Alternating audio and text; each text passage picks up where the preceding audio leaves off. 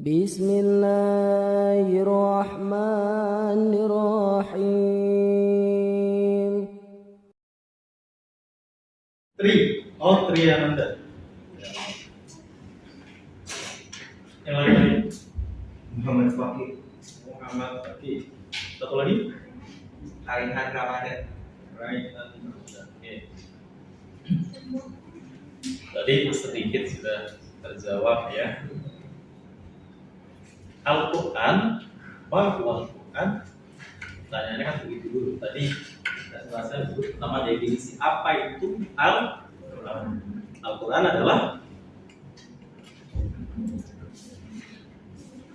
adalah wahyu yang diturunkan dari Allah. itu melalui Ya, yang katakan Muhammad. Nggak apa-apa. Saya. Jadi Al-Quran itu firman Allah yang diturunkan secara mutawatir atau berangsur-angsur sebagai pedoman. Iya. Gak apa-apa, kamu juga silakan. Tadi Quran adalah wahyu yang diturunkan Allah melalui malaikat Jibril secara berangsur-angsur. diwahyukan kepada siapa? Nabi Muhammad SAW. Teman-teman, Quran itu pertama Allah turunkan dari Lauhul Mahfuz ke langit dunia itu secara keseluruhan semuanya. Baru dari langit dunia diwahyukan kepada baginda Nabi berangsur-angsur mutawatir mengikuti biasanya asbabun nuzul, ya kan? Kontekstualnya ada permasalahan apa baru dijawab, ada pertanyaan dari sahabat biasanya baru dijawab. Tapi ada juga kadang nggak ada peristiwa apapun Allah wahyukan kepada baginda Nabi. Jadi ada dua tahap ya, semuanya baru nanti secara berangsur-angsur. Fungsinya dia sebagai hudan, bagaimana surah Al-Baqarah ayat 2 dan muttaqin, petunjuk bagi orang-orang bertakwa. Kita semua bertakwa, maka kita jadikan Quran sebagai petunjuk. Lalu orang yang nggak bertakwa bagaimana? Ya, dia nggak akan menganggap itu sebagai petunjuk karena dia tidak bertakwa. Oke. Tapi tidak hanya sebagai petunjuk, Quran itu bisa juga sebagai asyifa, sebagai obat. Makanya ada orang-orang yang kadang meruqyah ya, orang sakit dibacakan ayat Quran, ayat putih misalkan dibuka misalkan surah Fatihah dan dengan ayat Al-Quran nanti ada partikel-partikelnya, senyawanya yang bisa menjadi obat. Ya, oke. Sebagai pedoman hidup, sebagai petunjuk, pasti muaranya kita adalah menunjuknya ke Al-Quran. Tapi kemarin saya katakan, walaupun Al-Quran ini kitab yang sempurna sebagai pedoman hidup kita, tapi tidak semuanya itu ada di Al-Quran. Kalian lipat misalkan cara tutorial masak apa gitu, nggak ada di Al-Quran. Tutorial merakit HP atau rakit komputer ya nggak ada di Al-Quran. Itu yang ngurusin kita, kan kita punya akal ya. Tapi sebagai pedoman hidup untuk selamat dunia dan akhirat, semuanya ada di Al-Quran. Nabi juga sabdakan, kalau kalian ingin tanya tentang agama, semuanya Nabi tahu. Tapi urusan dunia bisa jadi kalian lebih tahu daripada Nabi. Urusan dunia ya, urusan dunia, urusan strategi apa yang kaitannya dengan dunia. Kaitannya dengan dunia. Ya, contohnya misalkan urusan kaya-kayaan harta, banyak sahabat yang jauh lebih kaya dari Nabi, ya kan? Tapi urusan akhirat, urusan selamat dunia dan akhirat semua nanya kepada Nabi. Urusan agama semua bertanya kepada Nabi. Oke. Tadi definisi sudah, sekarang saya mencoba jelaskan sejarah Al-Quran. Al-Quran memang diwahyukan kepada baginda Nabi secara berangsur-angsur. Ayat pertamanya apa? Al-Alaq. Iqra bismi rabbikal ladzi khalaq sampai ayat kelima. Al-Quran diwahyukan kepada baginda Nabi itu bentuk tulisan apa lisan? Lisan, terdengar. Maka yang Allah jamin dari ketika dibacakan ke Nabi sampai hari kiamat, Allah jamin Quran yang seperti itu. bunyinya sama. Maka dalam agama itu ada pentingnya sanad keilmuan. Artinya berurutan dari Nabi diajarkan ke sahabat, dari sahabat kepada para tabiin, tapi kepada tabiin, terus ke para ulama, ke guru kita semuanya sampai dengan kita. Ya, Pak, tapi emang apakah harus beneran bersyarat? Itu idealnya. Sekarang zaman sudah canggih, ada HP, ada laptop, ada sebagainya. Kita bisa belajar dari sana. Gurunya virtual bisa, yang jelas dia mengajarinya dengan cara yang benar. Maka di dalam Al-Quran itu, kalau kita sudah bacanya dengan benar, ditawaki oleh guru kita, nanti biasanya ada lisensi, disebutnya syahadah. Maka banyak sekali ya, metode baca Quran itu masing-masing mengeluarkan syahadah, tata cara baca Al-Quran supaya sesuai dengan yang dulu Nabi ajarkan kepada para sahabat secara lisan. Ya, secara lisan nggak akan berubah sampai kiamat. Tapi secara tulisan itu mengalami perubahan nggak? Perkembangan nggak? Berkembang. Contoh di dalam bahasa Indonesia kan ada EYD terus ya. Dulu ejaan Suwandi, terus ada ejaan 94, terus EYD yang disempurnakan, terus sekarang ada kue. Dulu tulisan Soekarno itu pakai O ya, Soe Darno itu huruf U. Sekarang U ya. Nama saya Nur Rahmat NUR. Kalau saya orang zaman dulu mungkin tulisannya NOER, Noer ya. Tapi bacanya sama kan? Nur Soekarno ya Soekarno. Tapi secara tulisan berbeda bunyinya. Nah, sama Al-Quran ketika awal mula diwahyukan kepada Nabi, Nabi minta sahabat menulis, itu awal mula tulisannya tidak pakai harokat. Jadi kalau Bismillah ya hanya seperti ini.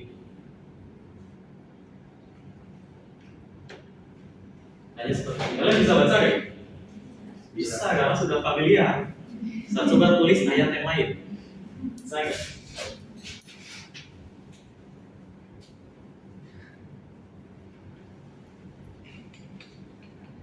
Udah segini aja. Apa baca? Ada yang bisa baca nggak? Di bawah. Ada yang mau coba baca? Ayo, berapa?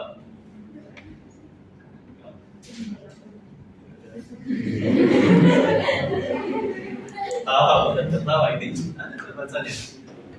Kira-kira kalau dulu dari Nabi ajarkan ke sahabat suruh nulis seperti ini, terus diajarkan gini sampai kiamat, kalian belajar Fatihah aja berapa tahun?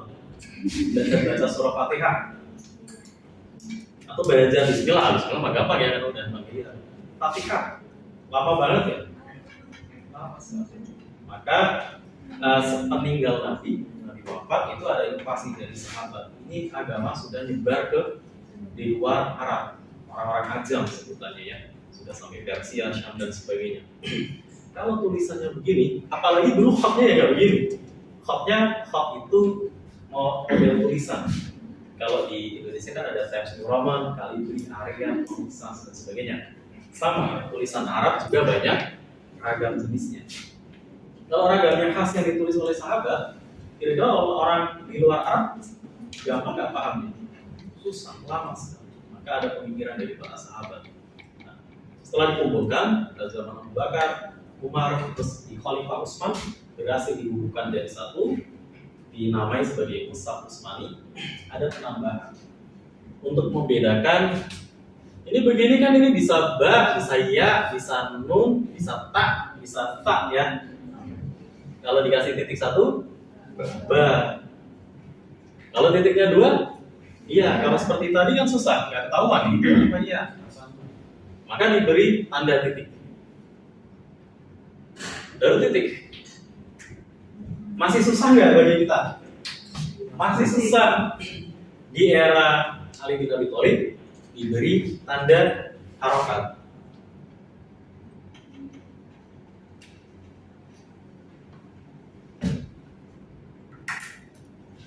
Tanda harokat. Maka mudah nggak bagi kita? Mudah. Kesini mudah lagi, kita ilmu tajwid agak susah. Ada lagi yang kolkolah dikasih warna hijau. Mungkin nggak aturannya begitu. Ada yang itu diberi warna merah. Ada yang misal mat jais, mat wajib diberi tanda ayat seperti ini. Ada ya? Nah, itu penambahan. Terus ada lagi wakaf juga. Ada tanda baca biasanya antara seperti ini ada unsur kecil. Pernah nggak mungkin di Quran seperti ini? Nah, ini al-waqf aula. Ada yang mungkin seperti ini al-wasl aula. Ada yang jaiz ya. Ada yang min dan seterusnya. Itu untuk memudahkan. Zaman Nabi nggak perlu pakai gini-gini. Bahkan zaman Nabi nggak ada wakafnya. Nggak ada wakafnya. So, sebenarnya di Fatihah 1. Di zaman Nabi nggak ada. Ya terjeda aja. Maka oleh ulama nanti dipahami berbeda-beda. Ada ulama yang menghitung keseluruhan Al-Quran itu totalnya ada 6.236 ayat. Ya, pernah baca ya? Ada 6.236 ayat. Quran 30 juz. Tapi di Quran yang sama yang kita baca, ulama lain menghitung ketemunya 6.666 ayat. Kok bisa beda? Kenapa beda? Karena beda cara menentukan wakaf. Contoh gambar di surah Fatihah kita hafal semua ya. Bismillahirrahmanirrahim ayat 1. Alhamdulillahirabbil alamin 2. Ar-Rahmanirrahim 3. Maliki yaumiddin 4. Iyyaka na'budu wa iyyaka nasta'in. Ihdinas siratal mustaqim. Ujungnya siratal ladzina an'amta 'alaihim ghairil maghdubi 'alaihim. Ada yang beda, ada yang siratal ladzina an'amta 'alaihim, ada di surah Al-Baqarah. Maka Quran itu ada disebutnya qiraah. Ada sedikit perbedaan, maka menjadi ada sedikit berbeda. Lazimnya ada 7 qiraah sab'ah. Tapi ada di perguruan tinggi lain disebut sampai ada 14 perbedaan kecil. Perbedaan kecilnya ada 14. Contoh di ayat Al-Fatihah Maliki.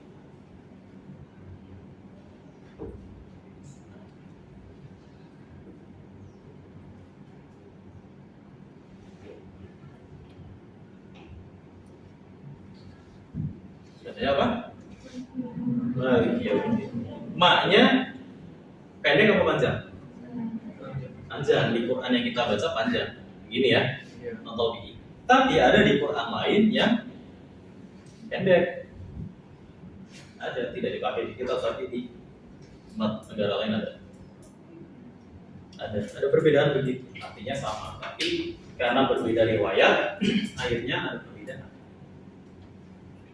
Sedikit, walaupun sesedikit mungkin, tapi oleh para ulama diklasifikasikan, maka ada sedikit berbeda.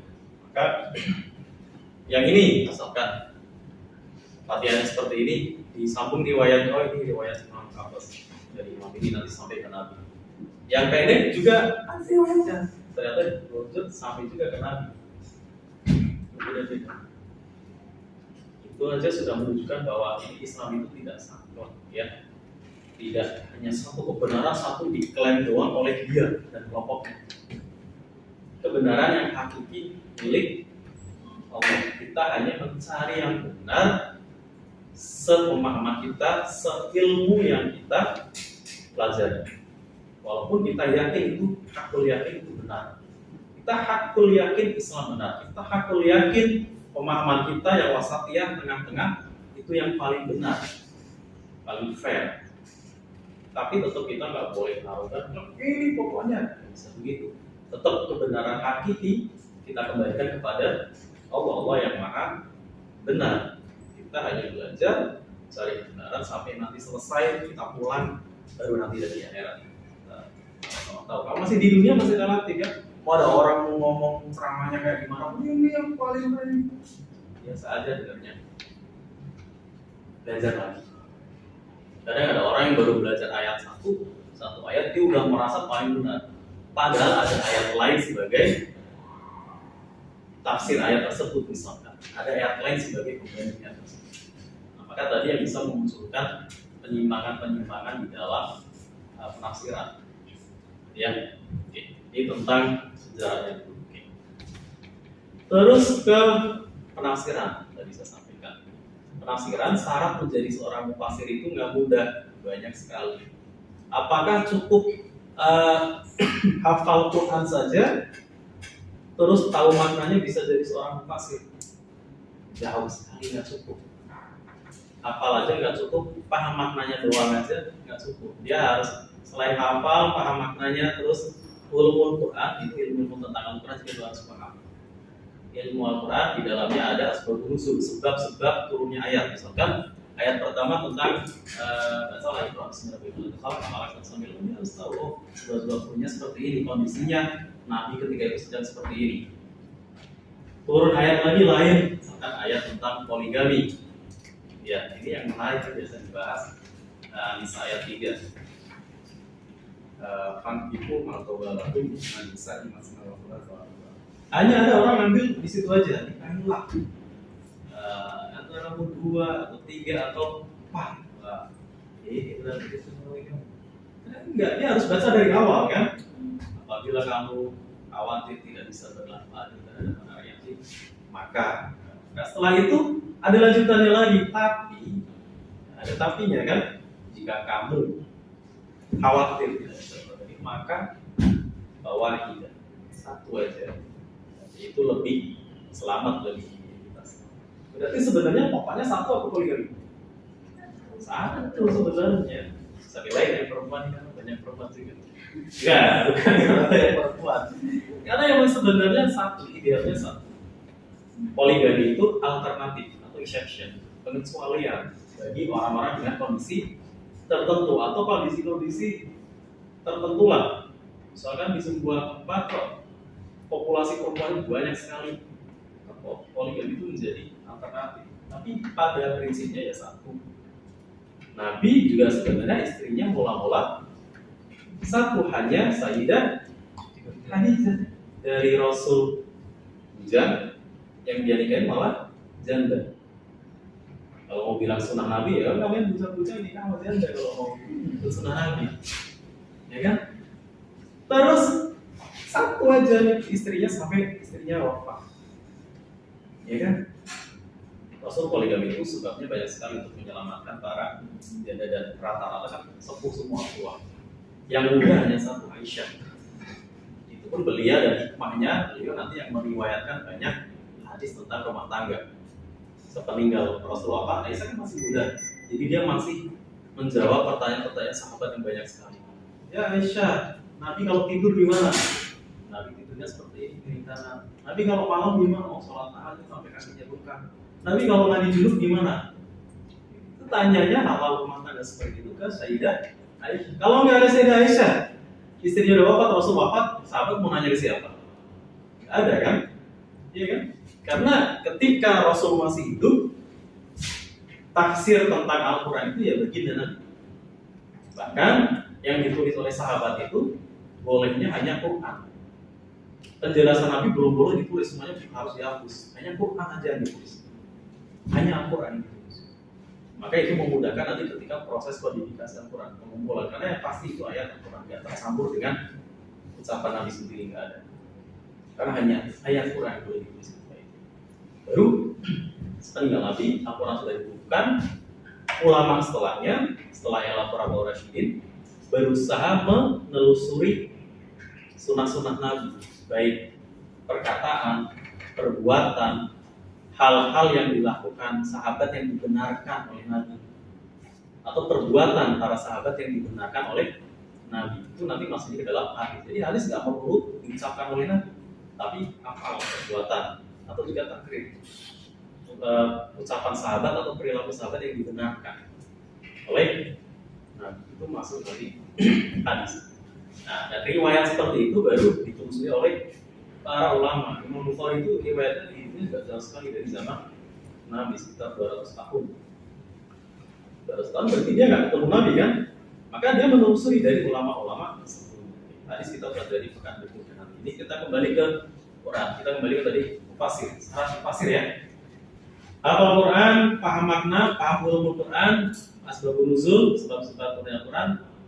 Kondisi ketika itu tekstual juga dia harus hafal balaghah. Balaghah itu sastra Arab, gramatika bahasa Arab. Karena bahasa Arab itu tinggi sekali. Itu itu bahasa lampau sekali dibanding bahasa-bahasa lain juga nggak ada yang ngaji lebih bahasa Quran. Terus kalau ditanyakan, terus bahasa Al-Quran itu sama nggak dengan bahasa Arab pada umumnya?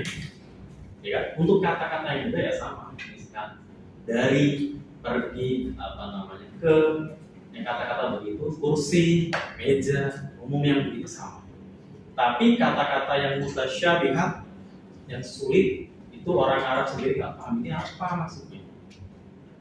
Maka kalau orang kadang ulama hati-hati, dia mengembalikan ke makna ayat itu sendiri, nggak mau menafsiri. Contoh alif mim, itu ada artinya. Nggak ada yang tahu. Orang Arab sendiri nggak tahu. Tapi ketika diwahyukan, sahabat nggak banyak nanya, ngikutin aja. Amin. Dari kita boleh berbeda dan seterusnya. Baru ketika era mufasir oleh ulama mencoba ditafsirkan ayat yang begitu, ada yang mencoba menafsirkan. Nah, ada ayat muhkam, ada ayat mutasyabihat. Muhkamat ini yang mudah lah, ayat-ayat mudah, ini semua paham artinya. Nah, mutasyabihat di sini persoalannya mulai muncul perbedaan tentang tafsir. Ya. Saya kembalikan lagi dulu ke syarat mufasir. Tidak hanya paham balaghah, paham makna, hafal Qur'annya, sebab nuzulnya khas, umum dan khususnya, makiyah madaniyahnya banyak sekali. Dia harus paham itu semua. Selain itu, karena menafsirkan Al-Quran itu bisa dengan ayat Al-Quran dengan ayat Al-Quran, bisa juga dengan hadis Nabi, maka dia juga harus hafal hadis Nabi yang berkaitan dengan ayat-ayat Al-Quran. Jadi syaratnya berat sekali sebenarnya, disiplin ilmunya harus banyak sekali. Nggak sesimpel kita bisa paham arti terus mencoba menafsirkan, tidak seperti itu. Maka hati-hati sekali. Syarat seperti itu saja yang sudah dipenuhi oleh ulama, penafsiran kadang condong kepada hal yang tadi yang dipresentasikan oleh kondisi sosial masyarakat, gender juga, jenis kelamin mempengaruhi antara laki-laki dan perempuan, mungkin beda cara menafsirkan Al-Quran. Pasti orang itu ada subjektivitas, ya kan? Kecenderungan. Ya kita, tidak salah. Kita guru ketika membahas hal-hal yang kaitan dengan pendidikan, pasti lebih cenderung pro pendidikan, karena seorang pendidikan. Orang industri ketika membahas industri akan lebih condong di bidang dia, ya kan? Sama mufasir, orang yang menafsirkan Al-Quran juga nanti akan condong kepada disiplin ilmu yang dia lebih paham tentangnya. Contoh ulama fikih ketika menafsirkan Al-Quran dia akan lebih banyak mengupas hal-hal yang kaitan dengan fikih. Orang-orang tasawuf lebih mengutamakan tasawuf dan sebagainya. Makanya produk tafsir itu bisa berbeda-beda. Maka penafsiran bisa benar, bisa keliru. Yang pasti benar adalah ayat Al-Qur'annya. Ayat Al-Qur'annya pasti benar. Wahyu Allahnya pasti benar. Pemahaman tentang Al-Qur'an bisa benar, bisa keliru. Tafsir tentang Quran bisa benar, bisa keliru. Apalagi kalau udah tafsirnya ke hal lain di luar konteks agama, tafsir tentang sains misalkan. Teman-teman mungkin pernah bertanya, kok Al-Quran manusia pertama Nabi Adam, tapi menurut Darwin katanya dari monyet.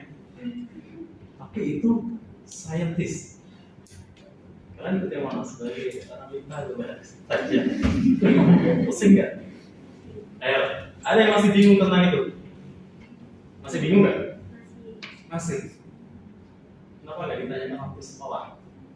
Guru kalian nggak menjawab. Saya jelaskan. Darwin kan orang sains. Dia melakukan penelitian berdasarkan kebenaran sains. Apa kebenaran sains? Prinsip-prinsip penelitian, jujur, apalagi? Belajar belum? Kejujuran, ketelitian, apalagi? Dan pokoknya seperti itu ya. Nah, Darwin sudah melakukan itu semua. Dia jujur yang dia temukan disampaikan. Dia teliti ketemu tulang apa, diteliti. Dia juga. Pokoknya prinsip-prinsip penelitian dia sudah selesaikan. Maka kesimpulannya terserah dia aja menyimpulin apa, yang penting bukti-bukti pendukung secara ilmiah dia dapatkan. Tapi kebenaran yang Darwin temukan ini, apakah ini kebenaran hakiki? Enggak. Ini ilmiah, makanya disebut sebagai teori evolusi. Dan hanya sebuah teori. Kebenaran hakikinya tetap firman dari Allah Subhanahu wa taala bahwa Nabi Adam manusia pertama. Kita beda spesies dengan kelompok primata ya. Walaupun secara diteliti DNA-nya ada sedikit mirip, ya wajar sedikit mirip, sama-sama makhluk hidup kan. Terus lagi, manusia di penelitian ada ditemukan diperkirakan sekian juta tahun yang lalu. Padahal Nabi Adam itu hidupnya nggak sampai jutaan tahun yang lalu. Terus gimana? Bingung lagi kan? Ya kan? Maka kita harus, kalau ingin melawan itu, kita bikin penelitian lagi sebenarnya. Karena untuk melawan penelitian ya dengan penelitian, nggak bisa dengan debat kusir kan, karena dia punya bukti-bukti secara ilmiah, secara ilmiah. Tapi secara iman kita harus yakin bahwa Nabi Adam manusia pertama yang Allah ciptakan. Dalam penelitian juga riwayatkan kemungkinan hanya sekitar puluhan ribu tahun yang lalu, dan sampai jutaan. Terus yang ditemukan oleh peneliti, siapa ini yang jutaan tahun yang lalu? Karena kan rata-rata penemuan fosil juga nggak ada yang utuh kan, rata-rata hanya tulang-tulangnya aja. Lalu direka-reka sendiri, kira-kira seperti ini. Iya kan? Berarti ini masih relatif juga sebenarnya. Cuma karena dia melalui prinsip-prinsip ilmiah, maka bisa diajarkan di sekolah. Tapi kebenaran hakikatnya manusia pertama Nabi Adam, kebenaran hakiki dari Allah. Ya, oke.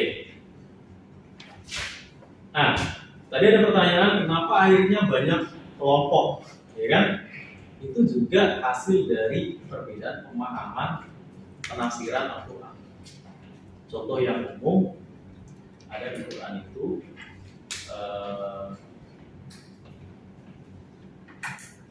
ya Allah fauqa aydihim, tangan Allah di atas tangan-tangan mereka. Orang tekstual menganggap tangan Allah ya udah tangan Allah, bentuknya gimana, pokoknya tangan Allah ada. Jadi Allah punya tangan, iya, tapi bentuknya gimana terserah. Ini kelompok tekstual. Kelompok tekstual diikuti oleh orang-orang Salafi Wahabi biasanya. Sekarang, makanya mereka tekstual sekali. Tidak mau menginterpretasikan ayat. Pokoknya dari ayatnya tulisannya tangan ya tangan. Tekstual. Ada yang memahami secara kontekstual, secara konteksnya. Iya, ini artinya adalah tangan. Tapi Allah itu berbeda dengan makhluknya. Laisa kamitslihi syai'. Tidak ada sesuatu pun yang menyerupainya. Kalau nggak ada yang menyerupai, berarti ini maknanya sebenarnya bukan tangan. Tapi apa? Tangan itu bisa dikiaskan, diistilahkan berarti kekuasaan. Maka ada kelompok kontekstual menafsirkan ayat itu sebagai kekuasaan Allah. Berarti Allah berkuasa atas semua makhluknya. Maka ini kelompok takwil, mentakwilkan ayat. Karena dia menghindari mujassimah. Di sini itu mujassimah kenapa? Mujassimah itu menyamakan Allah dengan makhluknya. Itu kan bahaya ya. Maka kalau dalam pemahaman saya akan lebih tepat ya kontekstual. Dia mencari makna yang lain, tidak melulu. Karena dalam bahasa Indonesia juga kan ada makna kiasan ya. Kalau dikatakan rembulan menangis, apa iya rembulan keluar air mata kan enggak? Artinya, ya kan? Ya kan? Sirine meraung-raung, memang sirine manusia yang bisa. Kalau kan ada dia bunyi, iya kan? Apa namanya di dalam majas? Ada majas ya? Sama, di Al-Quran ternyata di dalam ayat tasyabih juga ada majas. Maka kalau menurut saya pribadi lebih tepat penafsiran yang kelompok kontekstual orang Sunnah wal Jamaah. Dia menghindari mujassimah supaya tidak menyamakan Allah dengan makhluknya, berarti tangan di sini dimaknai sebagai kuasa. Karena kalau saya katakan, misalkan Pak Jokowi memimpin Indonesia dengan tangan besi, apa iya Pak Jokowi pakai tangan besi? Enggak kan? Apa artinya tangan besi? Artinya apa? Biar yang tahu. Tangan besi apa artinya? Yang tahu bahasa Indonesia kalian dapat berapa? Ada yang ingin tahu beneran? Tangan besi itu artinya diktator. Diktator itu tangan besi. Tangan besi kan memimpin dengan tangan besi itu artinya diktator, otoriter. Itu istilah ada perumpamaan.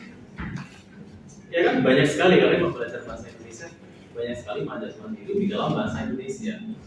Dalam Al-Quran juga ada untuk menghindari pakai majas. Dan banyak sekali ayat-ayat yang diperdebatkan oleh kelompok tekstual dan kontekstual. Ar-Rahman wa 'ala arsy istawa. Allah beristawa di atas arsy. Allah tidak bertempat, Allah itu terbebas dari ruang dan waktu. Kan Allah yang menciptakan ruang dan waktu. Allah terbebas dari itu.